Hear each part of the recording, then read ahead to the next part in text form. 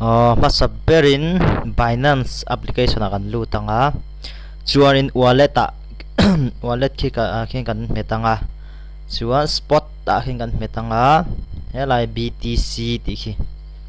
BTC ti kan met leanga chuan deposit ti khian kan metanga Bitcoin khi kan met leanga kimi kan address Bitcoin kan BTC address khi kan copy anga chuan kan copy zo chuan back chuak leang nuanin crypto tab kami kan mine na khan kan lutanga crypto tab pro ka mine na ke chu kan luta chuan kan thai chho zelanga withdraw BTC ti khi kan metanga chuan helai Bitcoin address khi ta khian Binance kan address kha kan paste sanga kan va copy a khamo ta kan paste sanga chuan payment amount na khianin kan withdraw du za ta kha kan ziak don ani 0.0005752 kami kha Binance kimi address kada khian kan withdraw to na chuan I'm not robot ti hi kan tikanga chuan withdraw khi kan metang open inbox chuan ang lawa kan Gmail a khan kan email a khan kami confirm na tur kha kan withdraw confirm na kha aron thleng do na chu kan email a khan kan lutanga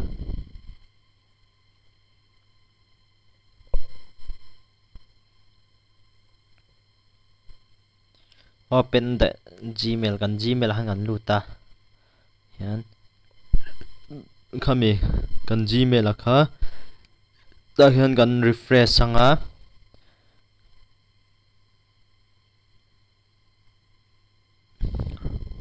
refreshing ai trina achung berak crypto tab team withdraw confirmation ti hi kan metanga ta khian kan confirm angai ani kan withdraw don nge ni ti kha kan confirm ta okay withdraw confirm okay payment history ki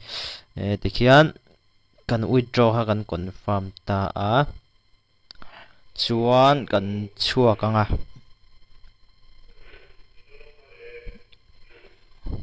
withdraw ha kan confirm to a chuan ni nuwa khan aron lut dona kan Binance account a khan mo chuan ni nuwa khan kan Gmail a khan kan email a khan aron thleng ta ni withdrawal process in tia chuan Binance ka account a khan deposit successful in tia 0.0005752 kha satoshi kha kan withdraw phei ta a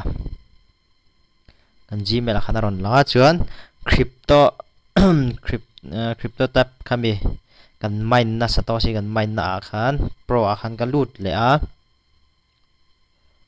chuanin khi ti khianin ai withdraw phei ta ni Binance a khan satoshi zani somruk pali che kha aom le to ta a chuan affiliate dashboard khi kan metanga chuan payment history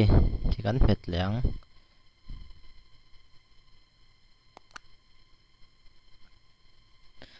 complete ni somni pani August sang ni somni pani khan withdraw kha kami ka withdraw kha complete ta chuan